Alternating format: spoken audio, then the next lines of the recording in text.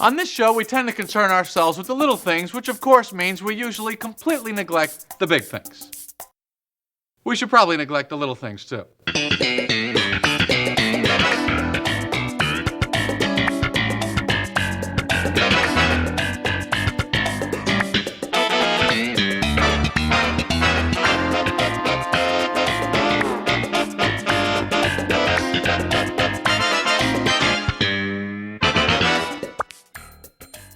Hello, and welcome to Seincast, a retrospective on all 180 episodes of Seinfeld, being hosted by two guys who can barely run their own lives. My name is Vinnie. My name is Matt. How you doing, buddy? I can't get that. Oh, you're doing good. I'm recovering from our recording of the beard. We got really drunk off of a whole box of wine. That was a lot of fun. Classy. That was the wine episode. Actually, it was funny. When I was listening back to that episode, I was thinking we only had like one or two glasses. We're lightweights. We really are. No, we're actually recording this week's episode a bit early, just a few days after recording last week's The Beard, because Vinny, you have some plans. You're going to be out of town. I am going to the beach. Oh, the beach. So we might be a little late on Seinfeld news by the time this gets released on Thursday. Apologies if something huge happens, but we were just assaulted with emails and Facebook posts and tweets. With this particular headline? Yeah, this interesting headline. Has anyone read the Seinfeld 9/11 Spec script? I didn't see this one coming, that's for sure. Nor did I. And I feel like it's something we need to talk about. You know, we are a Seinfeld podcast. And this is Seinfeld news, so... Yeah, sure is. This is something, dude, that was just trending like crazy last week, by the time this episode airs. I read the script last night. You've read it too, right, Vinny? Yes, sir. It's about 44 pages. The basic premise is, what would the characters on Seinfeld do in the days after 9/11 in New York City? When I saw this story broke, I was like, oh, that's kind of cool. Seinfeld's still trending. It's still got that cachet that makes everybody want to talk about it. And all these websites reported on it. And I was kind of excited to read it just to see what a modern day take on Seinfeld would be, but looking back at an event from 15 years ago. But the fact that it was 9/11 made it kind of difficult for me to get into. Can we go through each character's plot for the episode? Yeah, totally. And it kind of helps, I think, understand what we're talking about if you read the script. So we'll include a link in our show notes. And if you don't want to listen to this, you can just probably skip ahead, 10 minutes, and we'll probably be done talking about it. Jerry develops a paranoia about dust. Elaine tries to break up with a survivor she's seeing. George masquerades as a first responder. And Kramer discovers his friend was one of the terrorists behind the attacks. So that's sort of the pitch there. EW has an interview with Billy Domineau, a freelance writer. He used to work for the Onion News Network, and he contributes to Weekend Update. We get some context as to why he would ever, write a script like this, and this is pretty interesting. The idea came to him while helping a client craft a sketch for her writing class, and she needed to write an exercise in bad taste, and he kind of threw out the idea, just imagine if there was a 9/11 episode of Seinfeld. And Billy says, it's something that as soon as it popped into my brain, I went, oh, that is something that I actually really want to try to do. So he set out to write, in his own words, a non-offensive script that was contextualized in the voice of the show. Here's a quote from him. It was less about where the line was or how far I could go than how I can actually make this something that is ultimately not offensive, that goes up to the line, but is actually no way intended to attack the issue, actually find ways to make positive light of it. And just in the context of the show. I think it's a very interesting read, to say the least. Up to the reader to decide if it's funny or not. Vinny, I wanted to throw it to you. What did you think of this Spec script? Just overall general thoughts. I think from some of the comments I was reading, I think I'm in line with some people in that I definitely think Billy Domineau kind of captured the voices of the characters. It felt like a Seinfeld episode. I could kind of hear in my head the responses that each character would make. So in that regard, I enjoyed that part, to see, fresh Seinfeld material. This is kind of cool. And to read it as a script, I've never really read a Seinfeld script like that. Mm-hmm. But as you said, in Billy's interview with Entertainment Weekly, he said this was an exercise in bad taste, and for me, it definitely felt like it was in bad taste. Mm-hmm. So that's kind of how I feel with it. I think it took our beloved characters to darker places than we're accustomed to seeing them go, and it was a little bit too dark for my taste, especially because 9/11 is still very present in recent memory. It's only 15 years ago. I still think it's way too soon to make any type of joke, me personally, referencing 9/11. Now, I don't know if I'm being a tight ass because of that, but that's kind of how I felt reading this. It's funny if someone accused you of being a tight ass. Like, come on, get over it. I know, yeah. Yeah, it seems like most people fall into two camps where they're like, wow, these really sound like the characters, or it's totally offensive. You know what I mean? Those are the two, I think, like popular comments on this Spec script. And let me say that I am a big fan of Anthony Jeselnik, who was taken off the air. He likes to go to places that you're not supposed to go. So it's kind of in the same vein as the Billy Domineau thing. But just like you said, you were talking about the plot points. Jerry's paranoia about dust, I thought that was really dark. And then George masquerading as a first responder. And then Kramer being friends with a terrorist and then wanting his box cutter back. That, like, for me, was kind of cringeworthy. Right. I think he nailed the characters. Like, absolutely. I mean, Jerry being a germaphobe, George pretending to be something he's not, Kramer not looking at the bigger picture, just wanting something insignificant, back, or focusing on something that really doesn't matter. And Elaine having like relationship issues with someone she wants to break up with. Yeah. When you pitch it that way, it all sounds like the character. It's just twisted, with this really like dark real world element.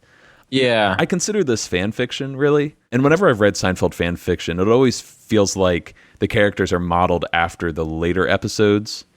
Do you know what I mean? Like, yep. I don't know how else to explain this, but those later episodes were written by writers who were inspired by episodes written by Larry David. They were fans of the show. Yeah, so this is like a fan inspired by fans of... Inspired by Larry David. Yeah, so it kind of feels like a tape, copied from a tape, to the point where Peter Mellman put it perfectly on Twitter. He's talking about Spec scripts.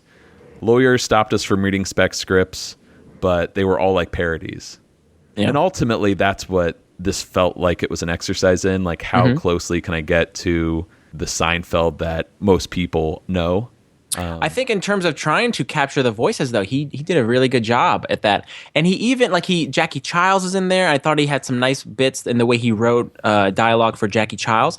And then there was also a moment when Kramer was in line, I think with claims adjusters or something, and he was talking about losing his box cutter. And then the claims adjuster voice sounded like... Rebecca De Mornay? Well, that, or Rebecca De Mornay, or Cedric and Bob. I saw them, jumping in saying, who's wants the box cutter? So just like, it felt as if I was in the world of Seinfeld, but the subject matter was just, that's what kind of like took me out of it. It almost felt like, the junk mail mixed with the AIDS walk, mixed with the Ass Man license plate. Like, just, I mean? It just felt like, we've seen or heard these storylines before. It's just 9/11 themed. You know what I mean? Jerry not wanting to kiss a girl because ... It just happened to be this one was dust related to 9/11. Ultimately, I think it was a unique experiment, and I think it has, this is kind of a dig, but it has a lot of shocking clickbait potential. Ultimately, it's going to get the writer some attention. He did just that. Look how it's trending. Good and bad attention, of course. But I commend him for taking this on. It was to try and write a Seinfeld script. That's really hard to come up with 4 separate storylines, have them kind of dovetail in the vein of Larry and Jerry. And to do something as shocking as 9/11, you're obviously going to get a lot of people who won't even read the script, who are just going to say how offended they are or how this is, poor taste.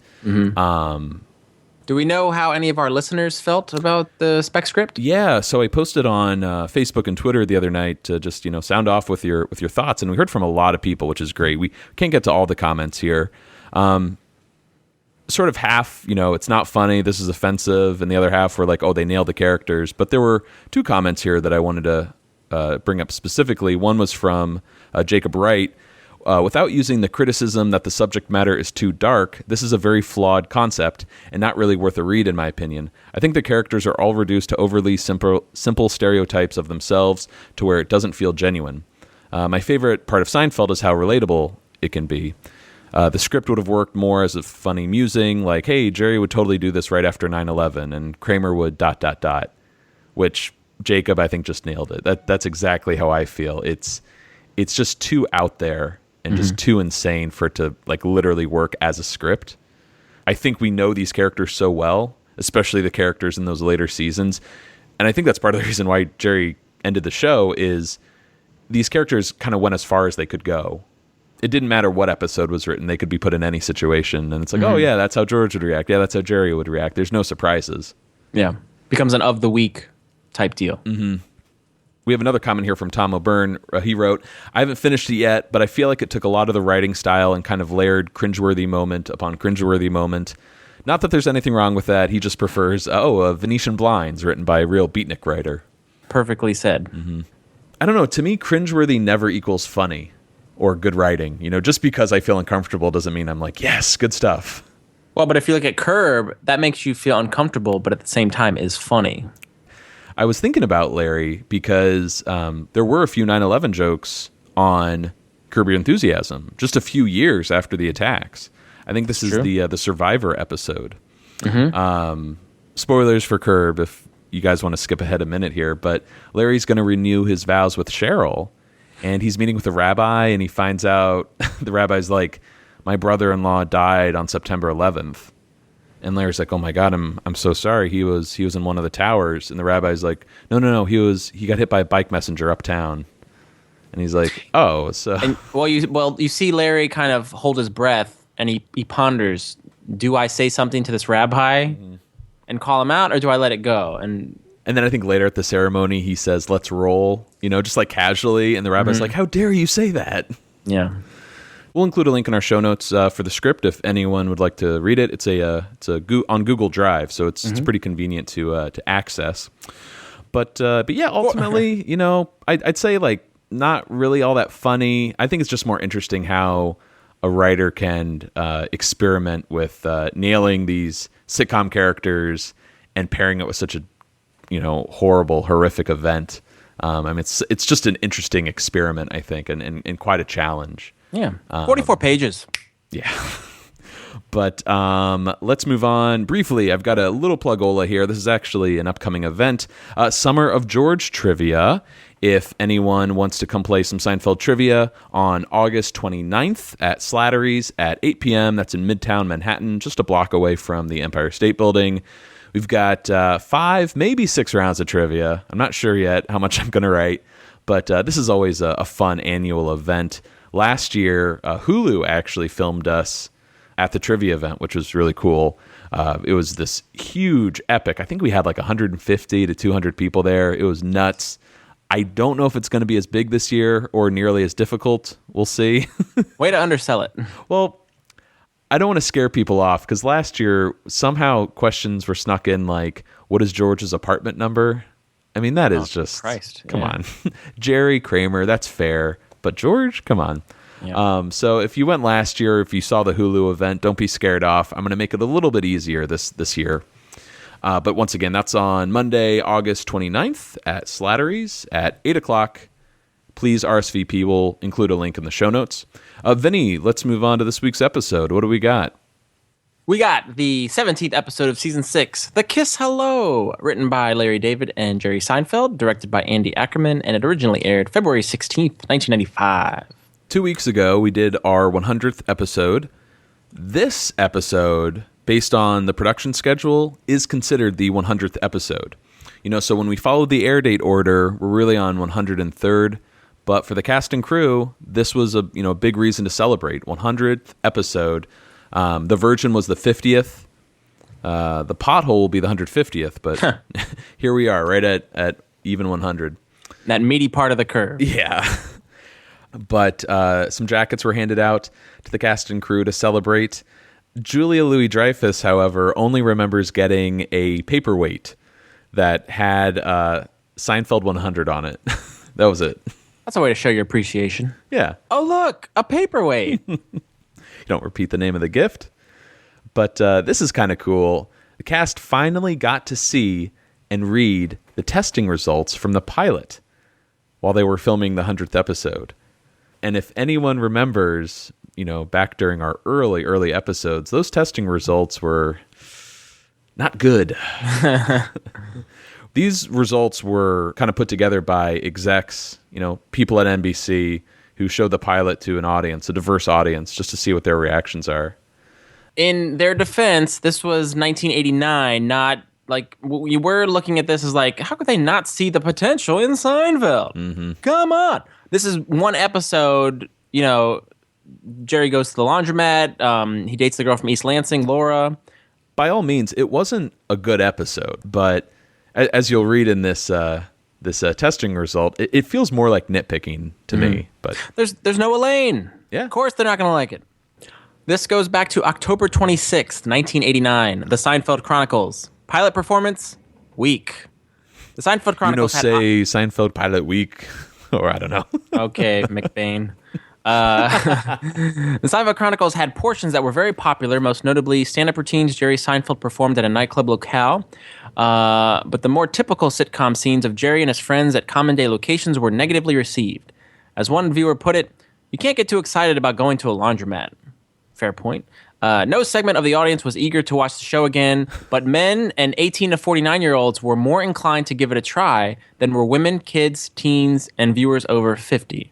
Now, Matt, remind me, what is the key demo that most networks go after? Well, you're asking the wrong guy, but just hearing that men and 18 to 49-year-olds wanted to watch it again or would watch more, that sounds like a pretty good demo.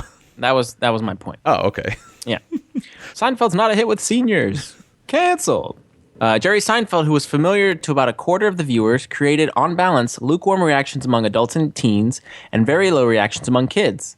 On stage, adults and teens enjoyed Jerry as an intelligent, quick-thinking comedian with a natural, clean, observational sense of humor. Okay, they're starting to get him. In his boring, ordinary, everyday life, he appeared sensitive but powerless, dense and naive.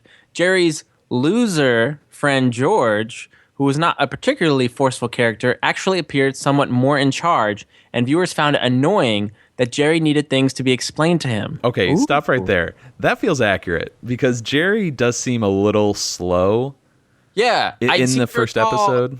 Remember when George comes in, he's like, you're on stage in 20 minutes. We got to go. You know? He's the one, is he his manager? But he's calling the shots. You're right. And he does explain everything to him. Like, do I have to explain this to you? It's signals. Signals. Right. Yeah. It is a weird dynamic, especially that doesn't really track through the rest of the series. Viewers were unclear whether Jerry worked as a comedian or if his routines took place outside of the show as commentaries. The movement back and forth was also considered abrupt and somewhat disorienting. I find it disorienting. Especially to elder viewers. Oh, those old people, man. They just don't get Seinfeld. Hey, they wrote an episode for those old people.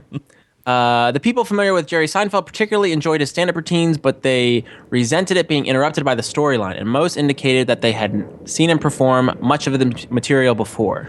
That's a ridiculous, nitpick. I've seen this before, therefore it's bad.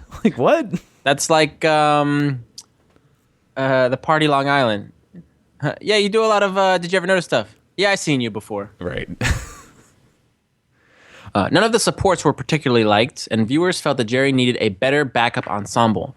George was negatively viewed as a wimp who was only mildly amusing. That's very accurate. That actually describes George Costanza perfectly. Yeah, so they nailed George.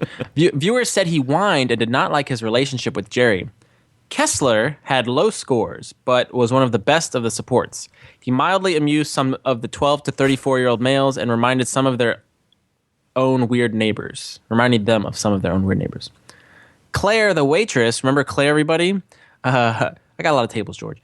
Did not stand out in a small part, but a few found her sarcastic delivery humorous. Laura was disliked for leading Jerry on, and viewers found it unbelievable that a newly engaged woman would be sleeping over. Oh, wow. What's wrong with that? Okay. I do like in the actual document that NBC wrote out, they spell it not Kessler, but Kassler. I was wondering why I was reading Oh, I said Kassler. I thought you were trying to throw me. So it's like Kramer to Kessler to Kassler. Kassler, it's a tape. I tape the game. But unfortunately, Vinny, that's where the document kind of gets cut off in the version I saw. There was just a little bit left at the end that I want to just mention here. It says that the overall show was considered contemporary, unusual, and fairly humorous. Which, honestly, when you look at Seinfeld as a whole, the pilot is unusual. And it is also fairly humorous. So I think they nailed those criticisms. But to think like this, like the pilot didn't have potential, I think is just absurd. I wanted to add this comment here too. The comedy primarily played with young adults, and it reminded some people of Gary Shandling's show. Oh, interesting. I thought was interesting, especially because, there's a lot of connections between Jerry and Gary's humor, and their shows for that matter. And their first names. Mm-hmm. Now, the document gets cut off on this last comment. Despite the slice of life approach, the program was considered ... But of course... You read that, but the slice of life... the cartoon. Wallstein? Yeah. It's a slice of life. But kind of a interesting document there. I'd love to get an actual sample of this, to go through the whole thing. But as you can tell, for the most part, the network didn't like it. A lot of nitpicks from audiences. And it just blows my mind that networks put their faith in these test audiences. Like they know what's good, or what kind of potential a TV show has. I feel like we're just ragging on the network execs. But, Seinfeld, it grew. It had a minute audience that kind of grew over time. So it really didn't reach its full potential. But just seeing that it was there. So you really got to give credit to Stu Shermack. Was it Stu? What's the real guy's name? Oh, Rick Ludwin. That's it. Yeah, Rick Ludwin, definitely championing this show. And I don't know, I'm ragging on this note here, but it's just funny what the show became. Mm-hmm. I think some of the criticisms are fair. Yeah, but it's just interesting how they weren't. I don't. Based on this, I don't really feel like they were given a fair chance. Agreed. Well, that's the problem with pilots. You get one shot, and if it's not a good one. But what a perfect time to release this information to the cast, as Jason said in an interview, because they're starting to get a little big heads. They're the number one show. Everybody loves them. So we just did their 100th episode. Let's bring it back down to reality. And here's what the test audiences thought. Yeah. Well, Vinny, should we move on to the episode? I get it on with your bad self. Now, I was thinking the other day about hair, and that the weird thing about it is that people will touch other people's hair. You will actually kiss another human being right on the head. But if one of those hairs should somehow be able to get out of that skull and go off on its own, it is now the vilest, most disgusting thing that you can encounter. The same hair. People freak out. There was a hair in the XLU. Is this from I'm Telling You for the Last Time? I believe. See, now you got me. Oh. I think it is. But now I even can relate to this even more because I have a roommate who sheds like a Pomeranian. Yes. Do Pomeranians shed? She's being. I'm being told by the Pomeranian that they don't shed. So. I thought you were talking about your girlfriend. I was. Oh, wait, what? What's something that sheds a lot? She sounds like a Labrador. Oh, God. I thought there was a nice connection here to last week's The Beard. Just like with the toupee and hair as a theme. But oh, good point. But I think this ties in perfectly plot-wise with the dinner party, with Jerry's Farina, with the babka. That's absolutely right. Yes. I would eat dinner off Elaine's head. Do you have issues with other people's hair? Like, you'll kiss someone on the head, right? Yeah, absolutely. But as Jerry says in his stand-up. But if their hair is there, does that bother you? It is funny, though. I never used to see, straggly hairs on my shower wall. Now they're all over the place. Oh, God. Because they're getting saved for later to get thrown in the trash. It's a little disconcerting. Wasn't there another Seinfeld bit about you got to, fill your hands up with water and, throw at the hair? Inch it way down. Right. If I'm eating at a restaurant or whatever and I find a hair in my food, I'm really not that bothered by it. It's just a matter of whether the hair came from the head or somewhere else. If it's curlier than one would hope, that's when you should get nervous. Yeah, that's when I'm really upset. The darker, the curlier. No siree, Bob. Anyways, first scene of the episode, we're at Jerry's apartment. George kicks things off this week. Say it's Saturday night in Spain. They go out dancing. Think they do the flamenco? I would think. So he would call a woman for a date, ask her if she's free for dinner and flamenco. Well, you don't flamenco on the first date. I actually saw a really cool exhibit on the flamenco in Santa Fe at this museum, and I'm like, oh, that just immediately made me think of Seinfeld. Well, I knew you'd have an affinity for it because it's the dance of a very proud people. Yeah. The phone rings. It's Jerry's Nana. She needs his help opening a ketchup bottle, but Jerry and George are going to grab lunch before, he heads over. It's kind of sad here. Nana is starting to slip a little and having trouble distinguishing between the past and the present. It happens. Yeah. I always found the Jerry Nana storylines to be kind of bittersweet. Mm-hmm. Sad with the mentioning of her slipping, and sweet how Jerry has this relationship with her. He's really upset when she went missing in the pledge drive. But I love how they lighten the mood with this bit about ketchup. Yeah, as they leave for Monk's, George says, they should make ketchup easier to open, like making it in a tube. Like toothpaste? I grew up with both glass and plastic, squeeze ketchup. What do you prefer? Well, there was squeeze ketchup at the time, right? Especially in a diner, you've got the two. But that's not a tube, though. I think George wants to specifically like toothpaste, right? They do sell that, and it's tomato paste, like concentrate. Oh, that's right. Mm-hmm. This conversation always confused me because on the walk here, George claims he's seen squeezed mustard, but he's never seen squeezed ketchup. I would think by 1995 there would be squeezed ketchup. Yeah. Anyways, they spot Elaine, but oh no, she's with her physical therapist friend Wendy. Every time Jerry sees her, she gives him a kiss hello. Hey, that's the name of the episode. He did it once on her birthday, and now it's mushroomed. George is down to one kiss hello. His Aunt Celia. Hey, he's got an Aunt Baby, right, that we know of? She never made it. She died very young. And Jerry has an Aunt Sylvia? Yes, Jerry has an Aunt Sylvia. Very similar name.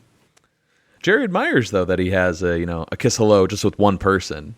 Also turns out he admires George's hearing as well.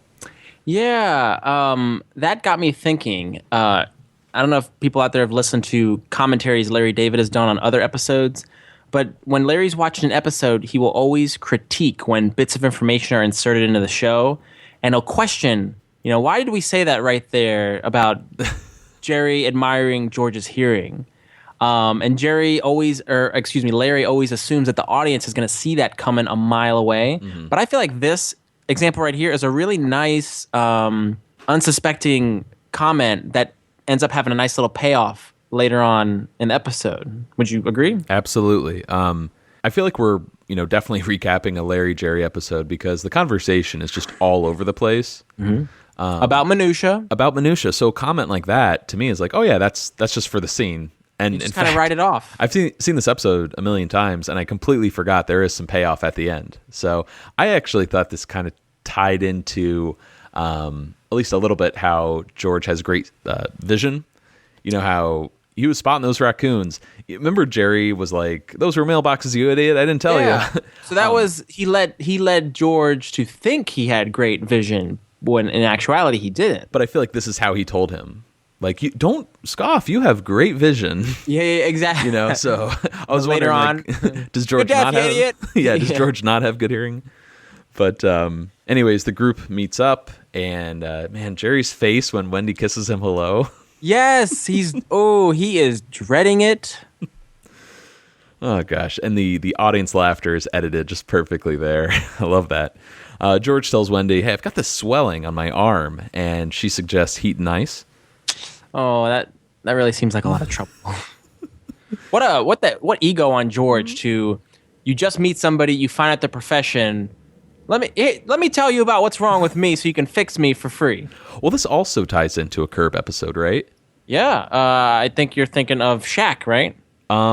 Is that the time when he talks to the doctor in the locker room at the club? Could you check this thing out on my neck? I'm a little bit concerned about it. And the doctor is in a rush and he's got to go somewhere.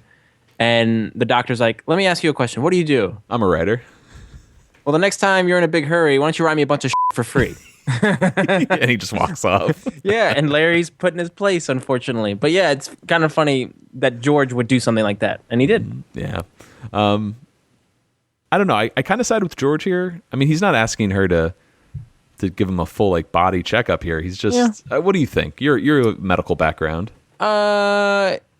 I think knowing that you've gone into this profession, you're going to have to answer stuff like this. So I was just merely commenting on George's narcissism, I guess. Oh, okay. For the sake of the show. Well, Elaine seems really annoyed at George for asking her advice outside of the office, but Wendy suggests, why don't you just come by the office later? And she says goodbye to everyone, kisses Jerry goodbye, and heads off. Do you want to talk about Wendy here? Let's do it. The lovely Wendy Malick plays Wendy. She was in Just Shoot Me, Hot in Cleveland, Dream On, and you remember The Emperor's New Groove? She was Pacha's wife, John Goodman's wife. And, fun fact, Brenda Strong, who we all know as the lovely Sue Ellen Mishke, the Brawless Wonder. She also auditioned for the role of Wendy. Luckily, she didn't get it. I love Wendy Malick in general, and I love her in this role. She just works perfectly. And right now, I'm liking that hairdo. Really? Yep. Character was originally named Jody in the script, but it's kind of funny because we already had a Jody the masseuse. Oh. Jody! And did you notice, I think you mentioned earlier, Elaine's kind of eyeballing George as he's asking Wendy about his arm. Each season, she seems to get more and more annoyed and less tolerant with George. And she has no qualms about smacking his arm and then tell her about your arm, and she pinches him. Well, there's a nice moment at the end where I feel like George and Elaine have this nice bonding moment. They come together when it's at the expense of someone else. Of course. I'm looking at a photo of Wendy Malick, a current one. She kind of has a, is it Jessica Walter from Arrested Development? Let me see. Lucille Bluth thing going on. What's this about? Hey, I think you're right.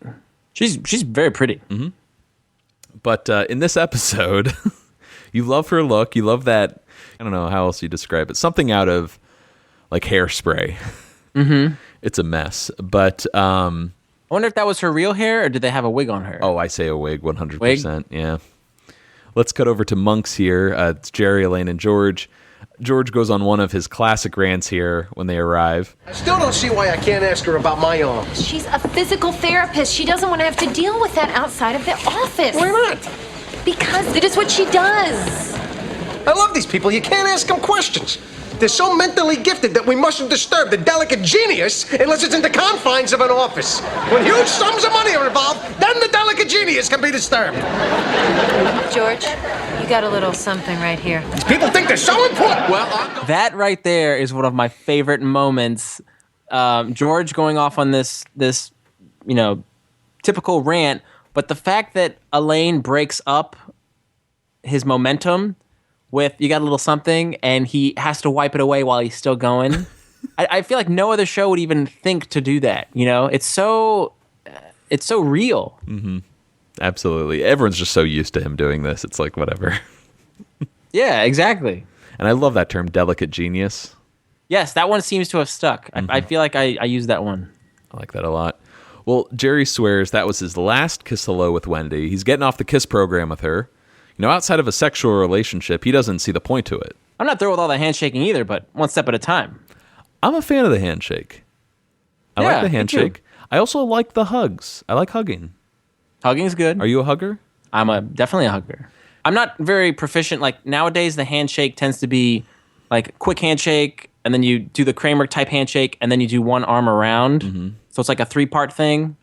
I normally can't nail that. I assume somebody's going to want to do the single, 3 pump and release, but it's more affection now that I haven't kind of caught on with. Right. Yeah, I think we're a little too square. We just stick with the regular handshake.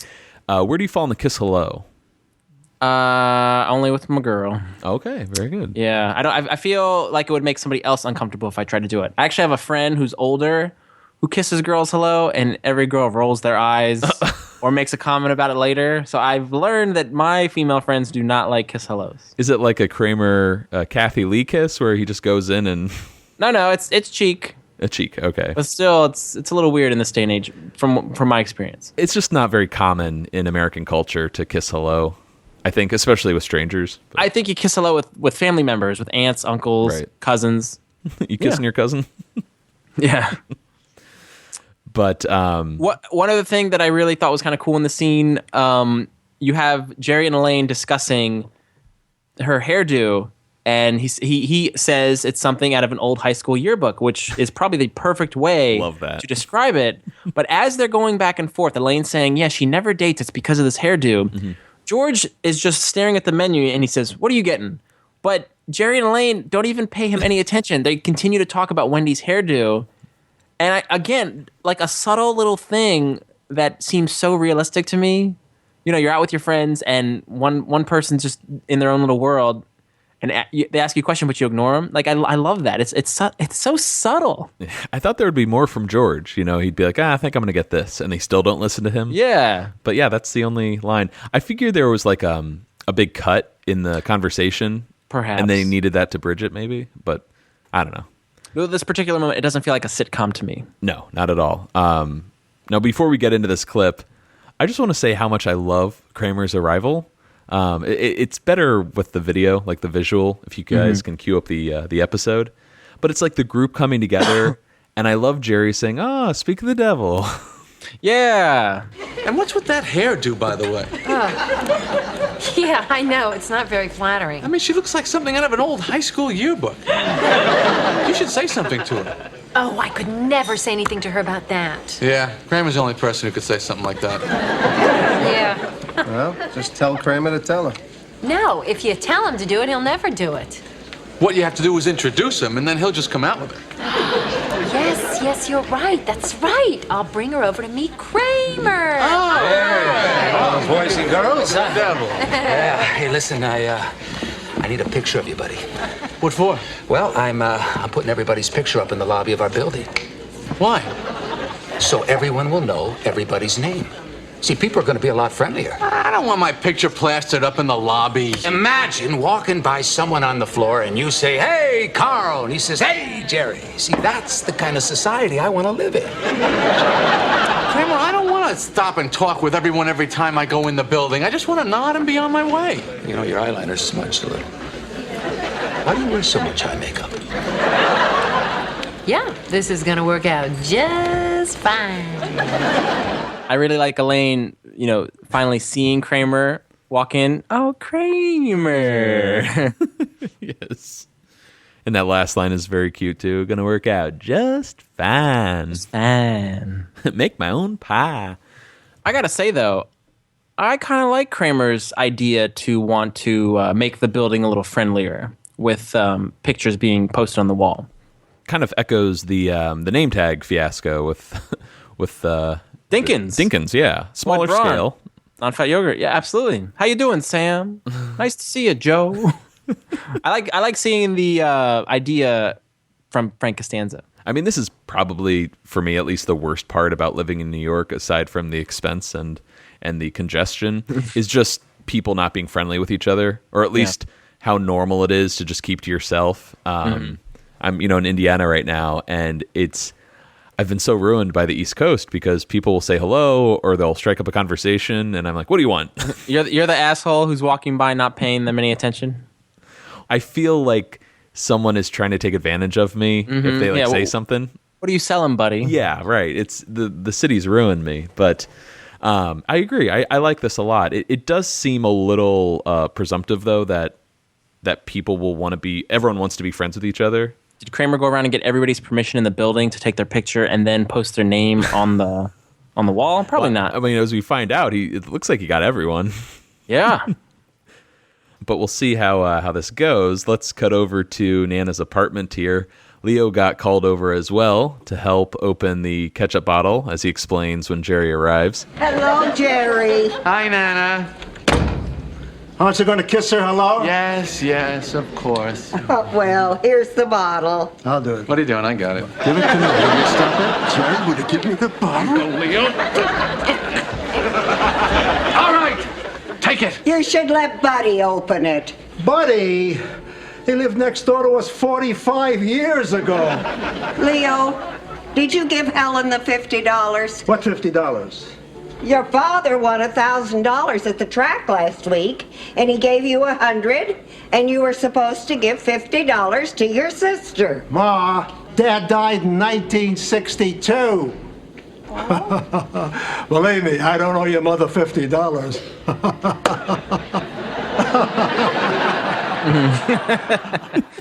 Hey, Len Lesser is back as Uncle Leo. This is his 10th appearance.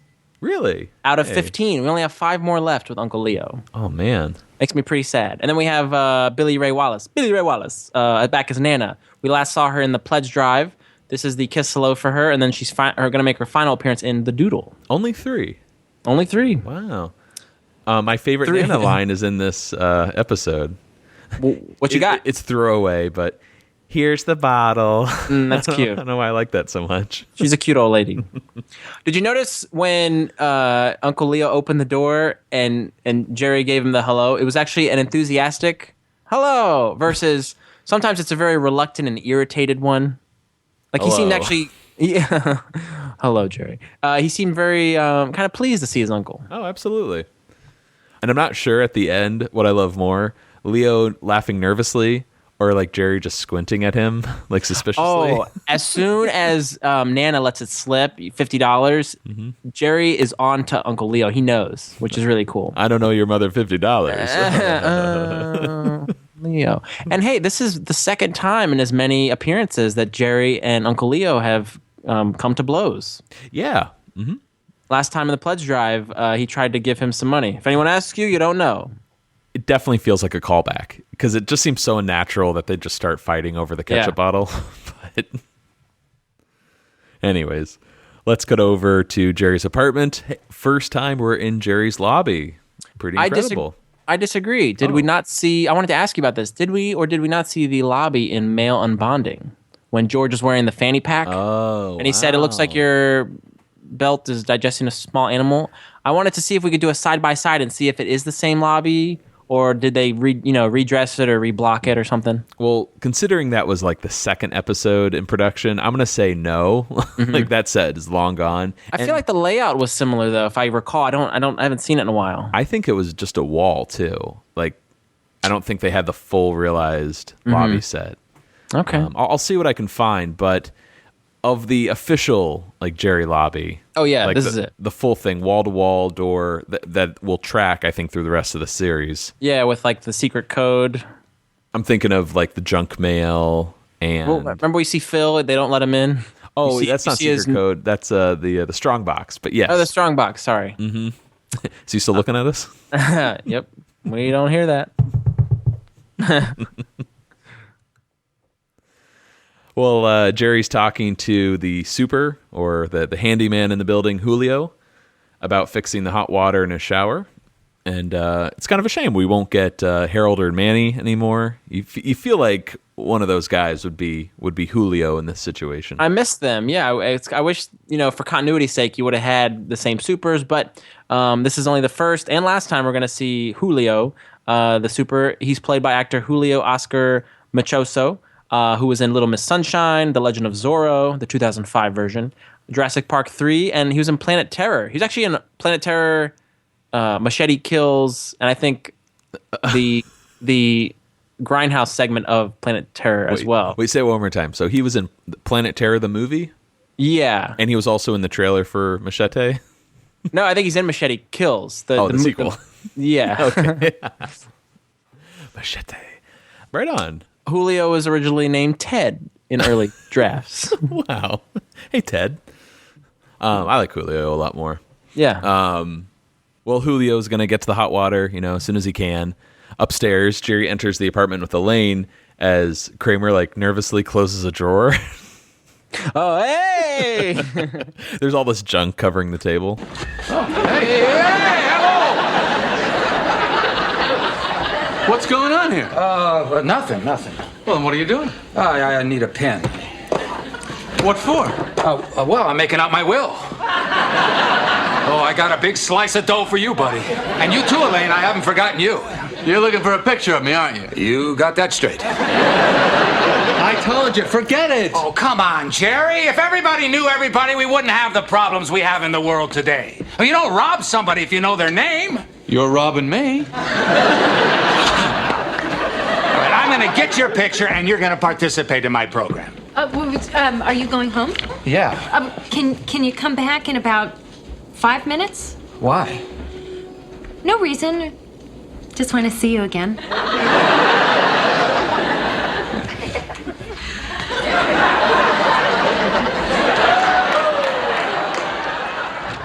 Two things about that clip. I find it really sweet that Kramer is such a bad liar. Like, it's a really endearing quality. And then I love when he's leaving and Elaine uses the excuse, no, nothing, just want to see you again. He seems so flattered that he does like a triple take. He looks back at her several times as he slowly walks back to his apartment. It's just I'm fawning over Kramer right now. Oh yeah, he's very sweet. And I feel like he would totally be open to like dating Elaine. If she wanted I think to. he would. He's like, yeah, why not? Kramer has many relationships. Absolutely. I don't know if these connections make sense or are worth mentioning. Whatever. We're over 100 episodes at this point. But this also reminds me of the Strongbox. You know how he's trying to hide the key in Jerry's apartment? Yeah. You know, this time unbeknownst to Jerry, yep. Right. He's like sneaking around when he shouldn't be. He's a bad liar. I don't know. Just reminds me of that. But Wendy is on her way over, and Elaine is very excited for Kramer to say something because Wendy never dates, and she knows it has to do with that hair. And the phone rings. It's Jerry's mom. He asks her, hey, do you remember your father winning $1,000 at the track? Which she does. She didn't know that Leo was supposed to split $100 with her, though. And here's a great appearance. Very small, but we cut down to Florida at the Pines of Mar Gables, and Morty is doing some calculations. Do you know what the interest on that $50 comes to over 53 years? $663.45. And that's figured in conservatively at a 5% interest over 53 years compounded quarterly. Or if you want to put it into a 10-year T-bill. Just keeps going. Yeah, this whole episode, Morty's doing calculations. And it's always a treat when we get the Seinfelds in there. Absolutely. I love how Morty, there's some beef between Morty and Leo.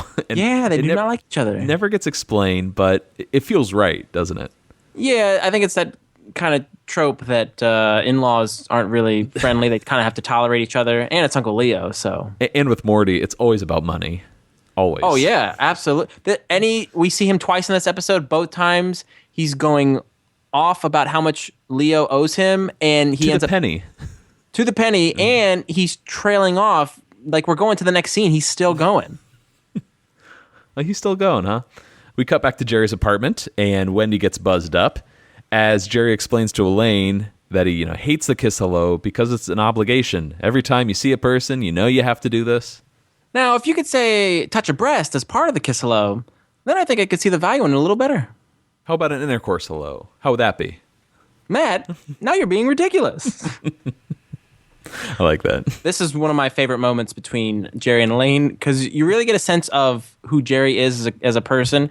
Both his quirkiness, not wanting to participate in the kiss hello, and his humor, the touching of the breast, and his sarcasm. Now you're being ridiculous. Like you get everything in one little turn of phrase. Absolutely. Well, there's a knock at the door, and just want to say I love Jerry in this scene. I think Jerry just shines. But I love as he, rushes over to the fridge and sticks his face in. Hi, Wendy. Hi. Hi, Wendy. Oh, hi, Jerry. Would you like something to drink? Sure. There you go. Oh,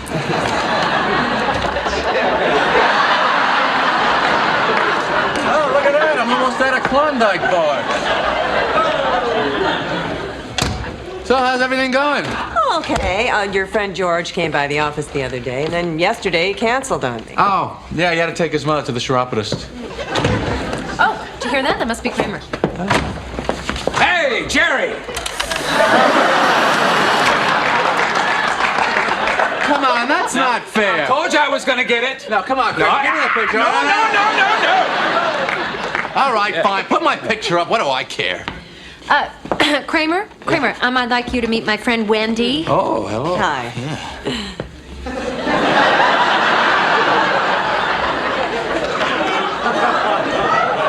really like that hairdo.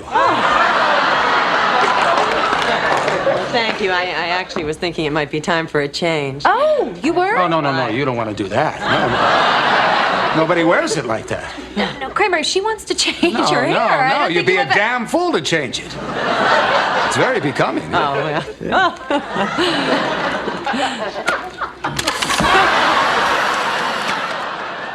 That flash at the end is just insane. I wish we had the visual for it, but it's so seamless from when he like brings it up to take Wendy's photo, and she's like, "Oh, huh."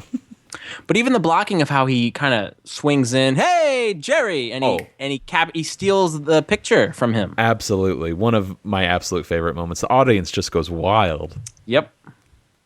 And another, cute thing about Kramer is Jerry comes after him and he turns his back to him. No. Kramer's like a little bit bashful about it. Oh, I thought it was like Kramer being like, "Well, I got it now." Nana boo boo. Yeah, pretty much. But Michael just does an incredible job this episode, especially because I don't think he has that much physical comedy to work with. There's not a lot of set pieces for him to, he's going to fall or something. God, that flash, dude. I just keep thinking about that. There's a GIF online of it just repeating over and over again. It's great. Nice. Another cool thing about the clip is the perfect twist. We all thought Kramer was going to, just like he did with the nose job, "You're as pretty as any of those girls, you just need a nose job." We thought he was going to tell Wendy about her, you could use a time for a change, but they totally flipped it on us, and he loves it, wants her to keep it because nobody wears it like that anymore, which is actually kind of a great point. Wait, a good point because it's a good hairdo? No, because it's like, it is something Kramer would do because he's so old school, vintage, that he would like a hairdo like that on a woman. Absolutely. And I do love that line from Jerry. "Oh, look at that. I'm almost out of Klondike bars." Yeah. That one always sticks out to me, too. Deep cut. Well, let's cut over to Wendy's car. Wendy is driving with Elaine and asks about Kramer, wonders if he's single. Elaine kind of stumbles to answer, and Wendy wonders, what, is there something wrong with him? Elaine? No, I'm just thinking about the question. I like how one eye is more open than the other. I noticed that, too. She's just really lost in thought. We cut over to the Pro Fitness Physical Therapy Center. This is where Wendy works, and George is done seeing Wendy about his arm. He's actually feeling a lot better, but as he hands the receptionist a check... Oh, you owe $150. What for? Well, you canceled on Tuesday, and our policy is 24 hours notice for all cancellations. Well, I couldn't come. I had to drive my mother to the chiropodist. What's the problem? Are you aware that I'm being charged for Tuesday's appointment? I had to take my mother to the chiropodist. Oh, I'm sorry. That's our policy. Oh, you have a policy? The delicate genius has a policy. So, will you be here tomorrow? Well, it's less than 24 hours, so I guess I have to. The way he says that at the end, I guess I have to. He's so angry, he slams the door. I really like that. And did you recognize who that receptionist was? Yes, that is writer Peter Melman. Yeah, she looks good. Carol Leifer's first appearance in front of the camera as a receptionist. She's gonna also come back in The Secret Code. She has voice work. She plays a relative. It's uncredited. Oh. And then she's in The Invitation. She plays Barbara, the bank employee, also uncredited. Does that mean? So, how do we want to qualify her? I've got my finger on the button. Should I hit it? Well, let's think about this first. She's a receptionist at a physical therapy center. Maybe she decided she always wanted to realize her dream of becoming a banker. And years later, she became a banker. Now, Vinny, if there was a character trait that tracked, like, I don't know, and she delivers the, "Hi, how you doing?" and went, then I'd say yes. But without that, I say it's two different characters. That's a good call, Stan. I guess I'm a little out of my league here. You double dipped the chip. Double dipped? What are you talking about? She was also in It's Like You Know, Peter Melman's show, for 2 episodes. Mm-hmm. She did voice work in B-Movie, and she was in an episode of Curb Your Enthusiasm. She was an Officer Krupke. Now, there's some cool trivia about this scene with Carol Leifer as the receptionist. I love this. Apparently, when she was shooting the scene with Jason, George would come up and she makes him pay for the sessions that he's missed, and he has to write a check. And they have to do a lot of takes, and on each take, apparently, Jason would write something like really obscene and offensive on the check and give it to her. And each take, it would get more and more obscene and offensive to her. And I love that. Yeah. It shows. I think the actors like they like and respect each other, and then have a nice relationship with the writers, and they like kind of playing, even though they're professionals, they're working. But I would love to know what he wrote on that check. Mm-hmm. It would be great. Great to get some copies of those checks. But Jason definitely seems to be like the type that likes to play with the other actors, because he seems to be just so professional and confident, in the role. He's so honed and good at what he does that he probably would like to have a little fun while doing it too. Mm-hmm. So next scene, we are at Jerry's apartment in the lobby, and Kramer has dozens of photos taped to the wall with everyone's name underneath. It's beautiful. Most of the faces on the wall are actually Seinfeld crew members. I was wondering who those people were. And it didn't hit me until we're recording that Kramer used a Polaroid camera, yet they're not Polaroid photos on the wall. That did not hit me until you just said that. And I seem to recall there's a line coming up in the episode where Kramer says, "Don't worry, I made double prints."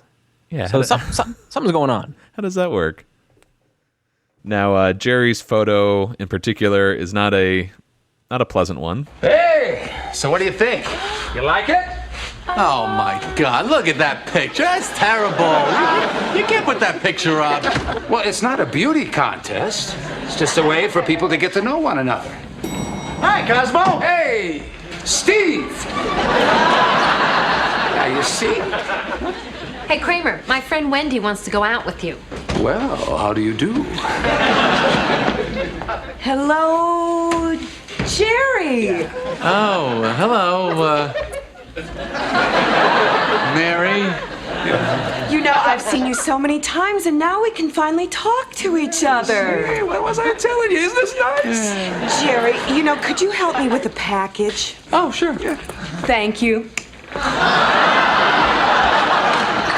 Oh, no. If ever you wanted to see a picture of Jerry Seinfeld as a horse face, this is the one, people. It's awful. Oh, you see that, all of his teeth.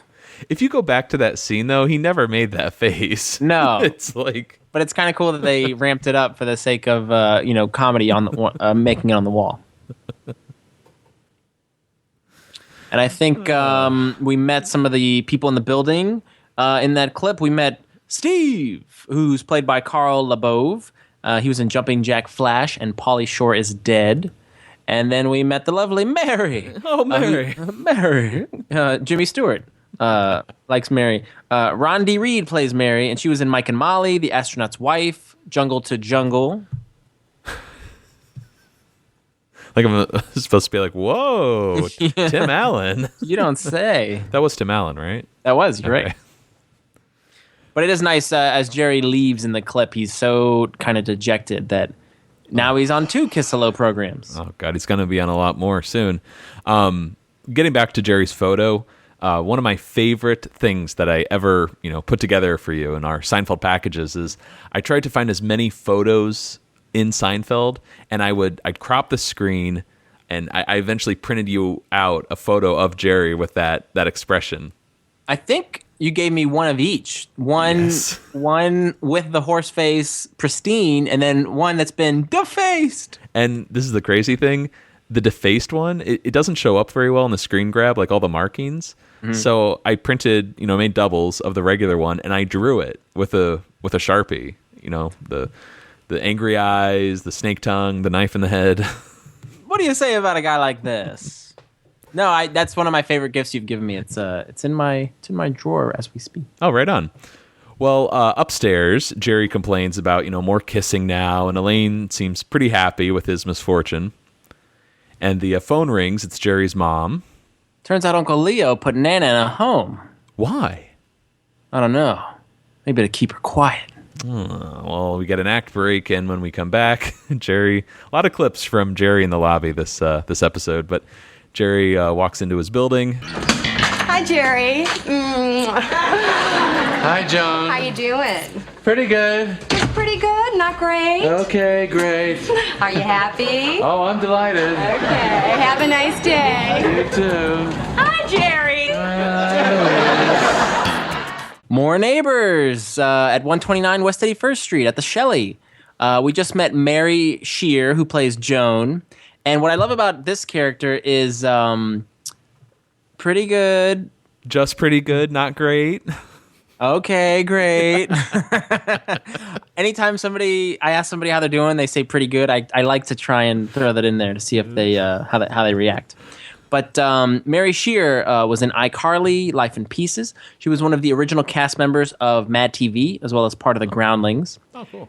And get this, Matthew, she did the female voices for the Most Extreme Elimination Challenge. Oh, wow. Yeah. I think there was only one probably female voice on that show. That was her. Oh, that's great. I love that show. Mm-hmm. If there's one show, I think Mystery Science Theater is one. If there are two shows, Mystery Science Theater and Most Extreme Elimination Challenge always put me in a good mood. Mm-hmm. Love that show.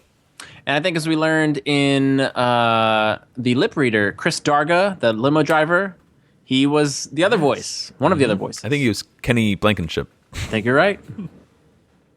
The other neighbor that we came to meet was the lovely Louise, played by Wendy Worthington. She was in Ally McBeal, Tower of Terror, and The Changeling. Ah, very good. I love that reveal when the elevator opens. Yeah. Hi, Jerry. Hi, Louise. And the eye roll. It's really a perfectly blocked shot. Mm-hmm. Like Andy Ackerman, he did a really good job here. Oh yeah, a lot of fun in this episode.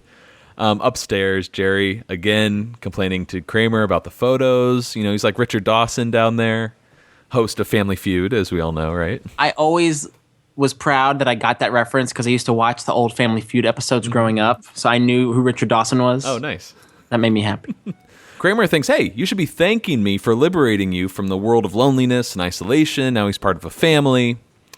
And I don't have a clip of this scene, but Jerry kind of starts ranting about his own family and has this wind up about, there'll be no more kissing. Doesn't care about the consequences. So Kramer grabs his face and just plants this big kiss right on his lips, just as George enters. And, Jerry's shocked. George slowly backs out and closes the door behind him. This is one of my least favorite Seinfeld moments. I never liked this moment. It has nothing to do with two men kissing. I like that moment. Mm-hmm. It has to do with, it just feels like a sitcom moment. Not a Seinfeld moment. Not at all. It just feels so cheap and so dumb. And just talking about character motivation, I have no idea why Kramer does this. It just doesn't seem right at all. The episode's called The Kiss Hello. Jerry doesn't want to be kissed by anybody. So maybe Kramer's trying immersion therapy to get Jerry over this fear of kissing people. But you're right. I see this as something maybe the network executives were like, hey, this will really go over well with the audience. Let's have you two kiss versus would Larry David have written this into an episode? I mean, I'd love to know. I don't think there's anything in this episode that Jerry or Larry didn't like. Just since, they're in charge, but maybe just the way it was executed or it came together, it just doesn't feel right. I don't know. Does this bother you as much as me? No, but I feel like every popular sitcom will have one moment like this where they'll get two of the characters to I think there's a moment like this on Friends, isn't there, where Joey kisses somebody? I don't know. It just doesn't feel right to me, and it's never felt right. But it doesn't bother me, but I do see your point. Mm-hmm. Apparently, the scene had to be filmed twice. So I wonder what the second take was like. Was it like the "Here's to Feeling Good All the Time" where? Oh, did Kramer burp in mid kiss? And anyways, next scene, we're at the physical therapy center. George arrives for a follow up. And the receptionist lets him know that they've been trying to reach him. Wendy had some personal affairs to attend to and can't make her appointment. Oh, I'm sorry. I require 24 hours notice for a cancellation. Now, as I see it, you owe me $75. Look. Will that be cash or check? Oh. Love seeing George get one up on her. Yeah, a little bit of payback, and this time he's got them by the balls. Oh, man. He even does the mouth click. Next scene, we are in Wendy's car. Turns out Wendy and Elaine are getting back to the city from a big skiing trip. Wendy hopes her clients, aren't too mad at her for taking the day off. Yeah, the hell with them. I like that side of Elaine. She likes to tell everybody to go to hell. Wish them well.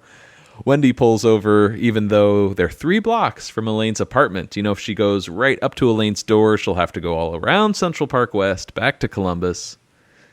And Elaine is just confused. Like, why can't you drop me off? Like, it's 3 blocks. Yeah, it's 3 blocks. Now, this sounds perplexing to me as well. I'm with Elaine. Like, you can't... A, she's got all this crap, all this ski stuff, and then B, like, a good friend would get you to your front door. Is this really an inconvenience, the Central Park West back to Columbus? Are you familiar with that? I don't have the map in front of me, but anything in that area is, it's one way. But, well, actually, Central Park West, I think, goes both ways. But, all of the individual streets are one way. Mm-hmm. It's not like you're going to get off on an exit and you have to loop around for like 2 or 3 miles. It's very bizarre, but I don't like Elaine hanging out with this Yahoo. I'm glad their friendship is headed for turmoil coming up. Did you give a little in there? Oh yeah, just came out. Well, we cut to Elaine, shuffling down the sidewalk, trying to hold on to her skis and her boots and her poles. Nearly takes out Norman Brenner. There's Norman. And the next day, Elaine is out walking with Jerry, explaining what happened. Turns out she might have pinched a nerve in her shoulder from carrying all the equipment. And Jerry says, hey, you should go get Wendy to look at it, especially since she's responsible. So Elaine runs off to do that while Jerry arrives at his apartment. And, this is sort of when Jerry makes a stand. He does. Hi, Jerry. Hi, Mary. Listen, I decided I can't kiss hello anymore. I'm sorry, it's nothing personal. It just makes me a little uncomfortable, and I can't do it. I'm sorry. Hi, Jerry. Hey, Louise, I was just telling Mary how I'm not going to be doing the kiss hello thing anymore. I'm sorry, I just can't do it. It's nothing personal. It's just that I'm not really able to do it, and I'm sorry. Thank you for your cooperation. I gotta say, I kind of feel bad for Jerry in this moment, because I think he's being open and honest with his fellow building mates, mm-hmm. and they're going to judge. Like, it makes him uncomfortable. Like, he explained it in a very reasonable way, and they're going to judge him now for not wanting to be one of us. And what if the roles were reversed? Where Jerry wanted to give everyone a kiss hello. I mean, everyone would have the right to be like, hey, I don't want to kiss hello from personal space. Yeah, absolutely. I do side with Jerry in this situation, but they probably should have done. He should have done something more to warrant what we're about to find out happens. Mm-hmm. You know what I mean? Like, been meaner about something. Like, why everybody's so up in arms because he won't participate in this little thing? Like, shouldn't he have been more of an asshole to warrant having his picture defaced? That's kind of what I thought. I mean, that is part of the joke, just like the extreme they go to. But at my old office, everyone would go out to lunch every day. They'd go out for, like half hour, 45 minutes, go get lunch, come back with it. And after a while, I noticed that, that adds up, $10 a day. Yeah. So I started to, kind of wean myself off of the lunch program. And I just stay at my desk and eat my peanut butter and jelly or my whatever. And eventually people got really mad at me for not going. And then it turned into, well, you don't have to buy anything. Just come with us. Oh, you're going to be that guy? They'll make fun of you for that. Yeah. So I'm like, God damn it. I can't That is workplace peer pressure, though. That one is a great example of what Jerry's going through. Sure. Anyways, upstairs, the phone rings. It's Helen again. Leo isn't paying her because he says you have no proof about the money. Morty is still at the kitchen table, determined to get Leo. But Helen wants Jerry to check up on Nana at the home. And as Jerry and Kramer head down to the lobby, he looks at his photo and finds out, I've been defaced. Now, I brightened the image here, and I wrote out a description of how he's defaced. See if these sound familiar. Angry eyes, pimples, right? Yeah. There's some boogers coming out of his nose. There's a missing tooth. Like a snake tongue? What do you think that is? Yeah. Okay. There's grade A dork on his forehead. That's my favorite one, I think. Knife through the head, dripping blood. Now, this one's really hard to see. It's on his shirt. You have to really brighten the image, but there's a kick me sign on his chest. And something I didn't notice until I recreated the photo, he has boobs. Oh, really? Yeah, You outside don't the say. shirt. Boobs, nipples, the works. Did you draw boobs on the one you gave me? I sure did. Now, on top of his head, there's something going on, and I can't figure out what it is. It look like stink lines coming off. There's some mess on his head. I don't know if it's or... Yeah. I'm going to pull it up real quick so I can take a look. Go ahead. See. It looks like stink lines, but something scraggly is coming out of his already. It looks like he has like really like curly hair or something with like lightning bolts.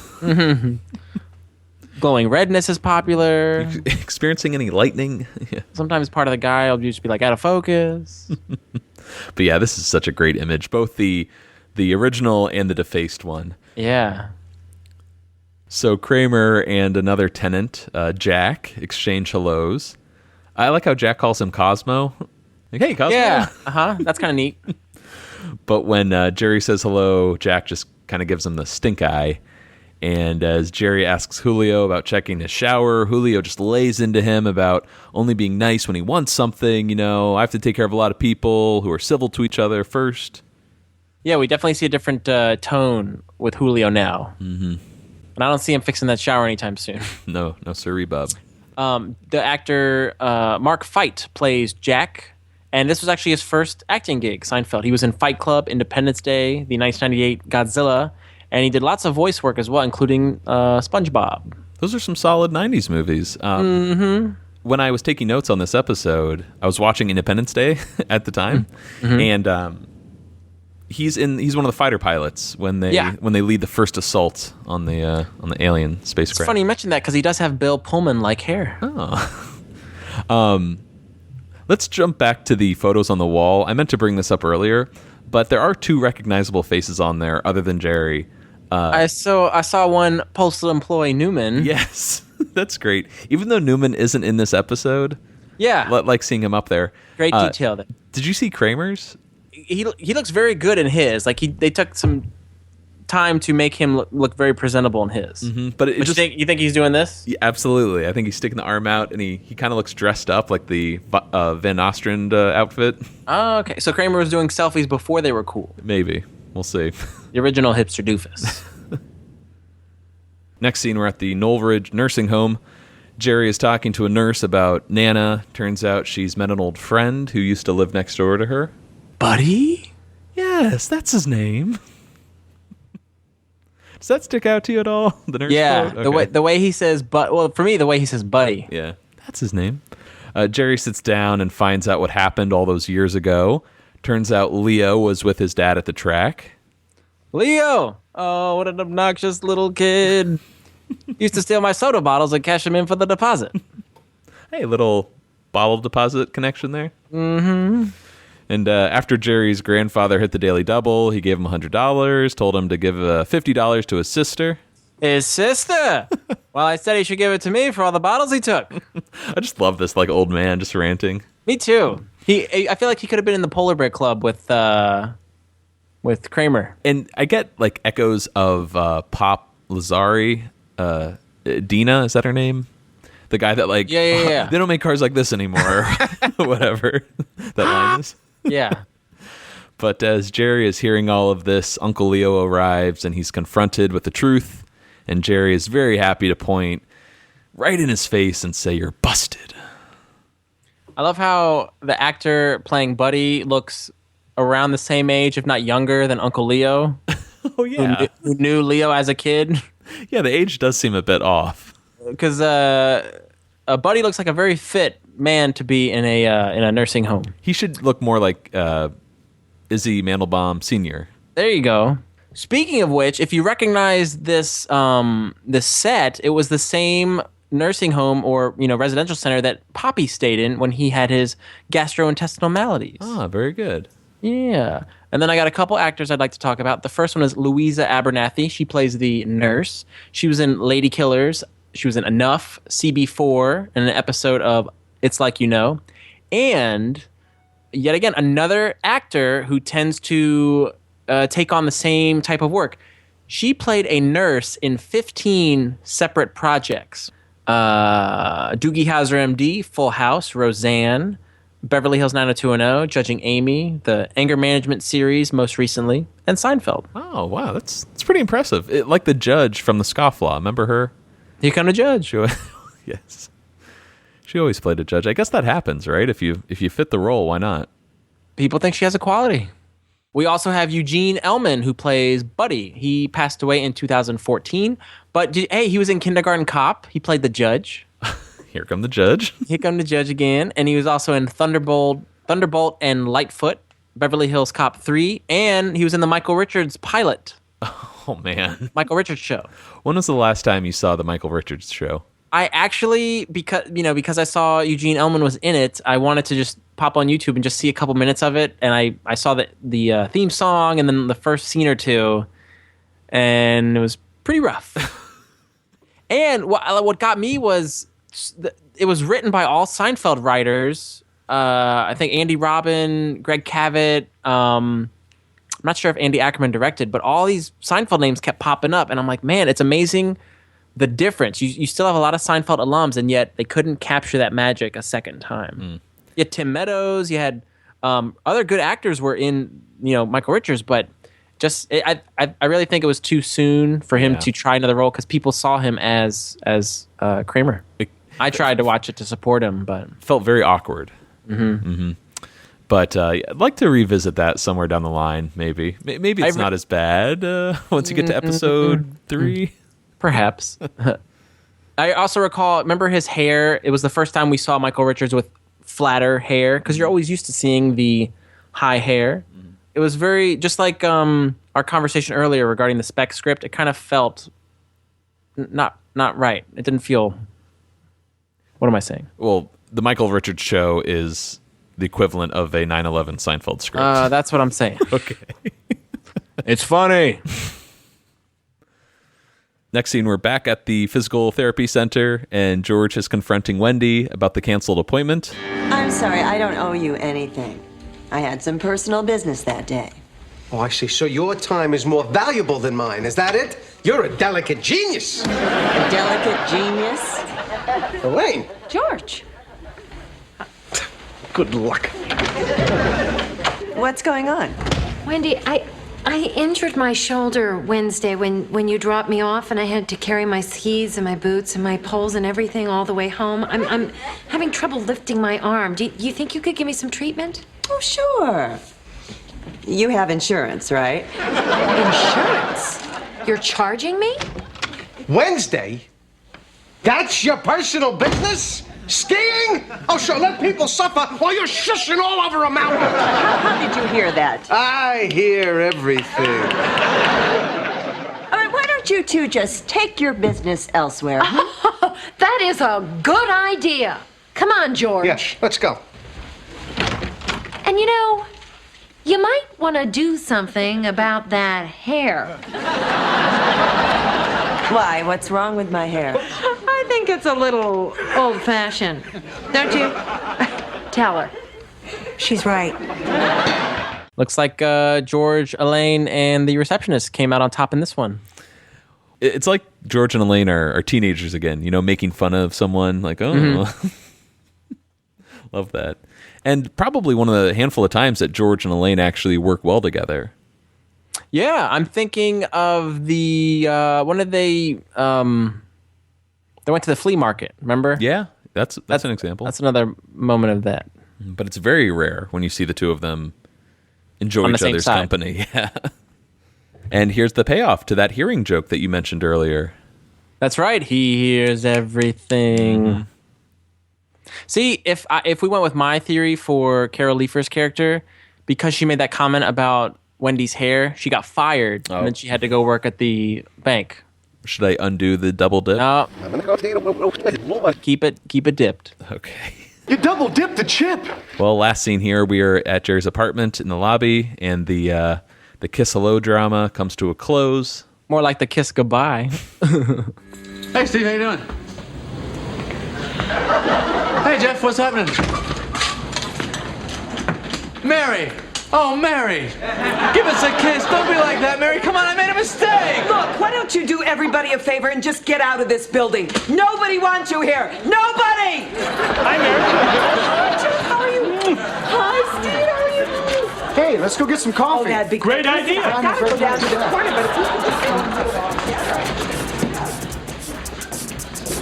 Oh, Paul, could you hold that door? Mary's lines in this episode are really memorable to me. That nobody wants you here. Nobody. She is scary. Yeah. I'd like everybody to go back and watch this scene, visually, and look at the man in the lift as he's credited. His name is Paul. Paul, will you keep the door open for me? That is Jason Alexander's stand-in, Jeff Miller, playing that role of Paul. But what's really cool is Jeff Miller also came back to play Neil in The English Patient. So remember the guy who George was out kneeling? George, I win. That's the guy. You can actually see what Neil looks like. Now, I've had my trivia wrong for years. I heard that the actor who plays Gene of the Bizarro George or Bizarro Jerry episode, I'm with you. I heard he played Neil. So I just went to IMDb and yeah, you're right.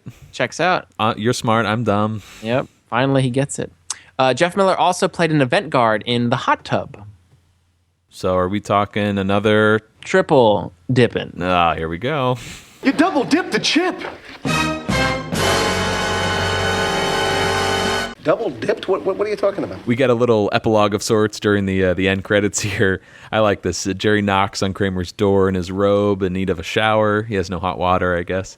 And Kramer can't let him in because he's having a party with all the other tenants. Turns out he broke up with Wendy, too, because she cut her hair. Looks terrible. Now, that got me thinking. Remember when Kramer broke up with the low talker? Because he's like, I can't be with somebody whose life is in complete disarray. Right. Like, Kramer is now leaving Wendy because she has this new haircut. Like, he breaks up with these women when they're in need of compassion the most.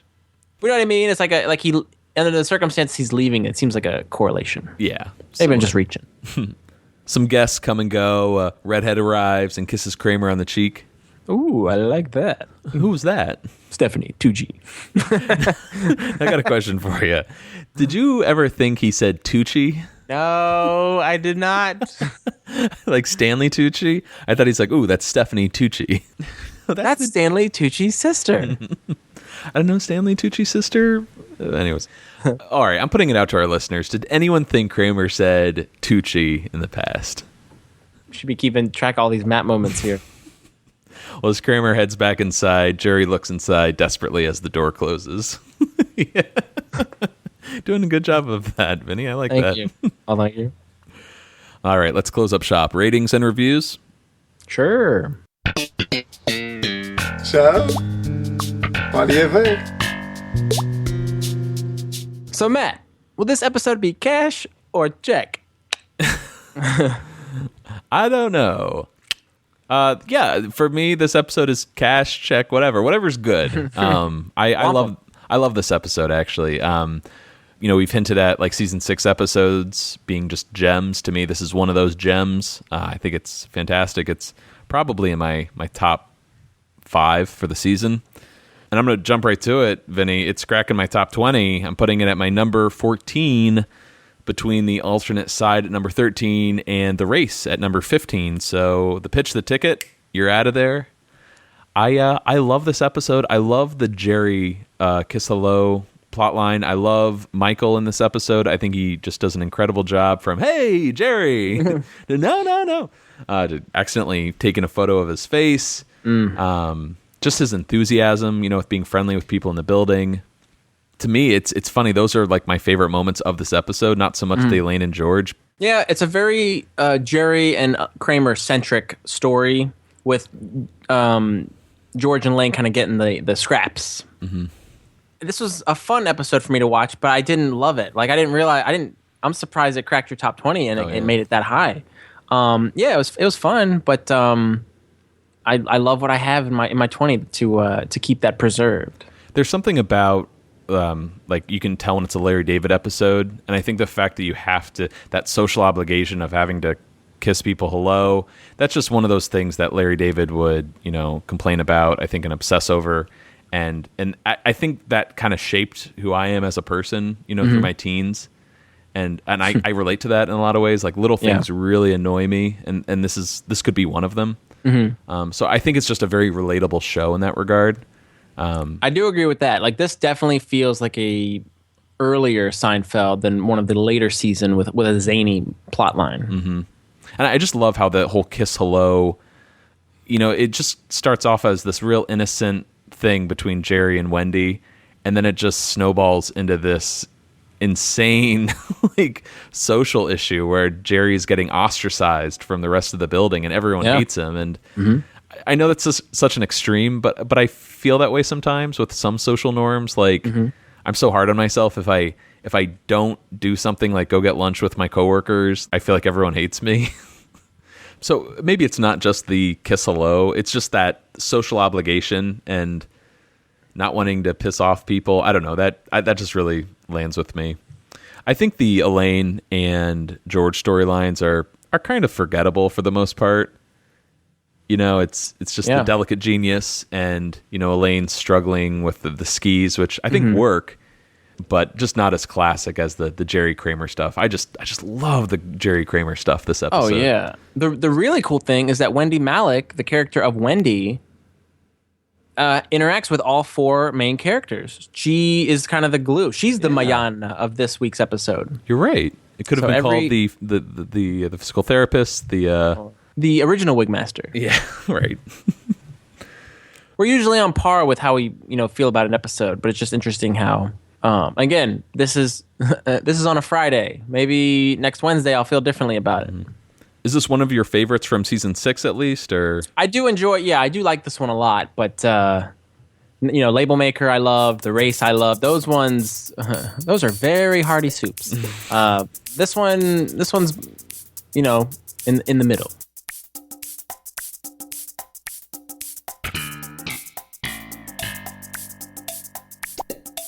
All right, that's going to do it for us here on Seincast this week. Please feel free to send us an email at seincast@gmail.com. Find us on Facebook, Twitter, Tumblr, or Instagram. And now you can leave us a voicemail at Coco Bosco 262-622-6726. That's Coco Bosco, Coco like the chocolate, not the monkey.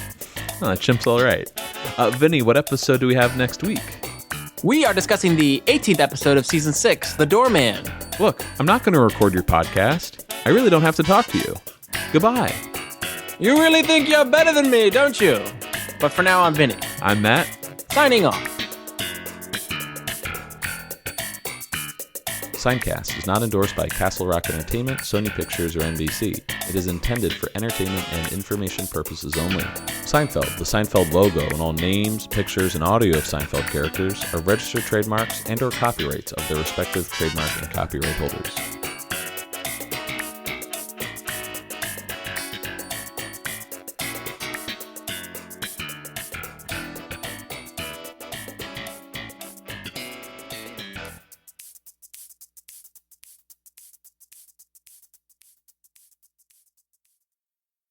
Hey, Kramer, look at this. Look at my picture. I've been defaced.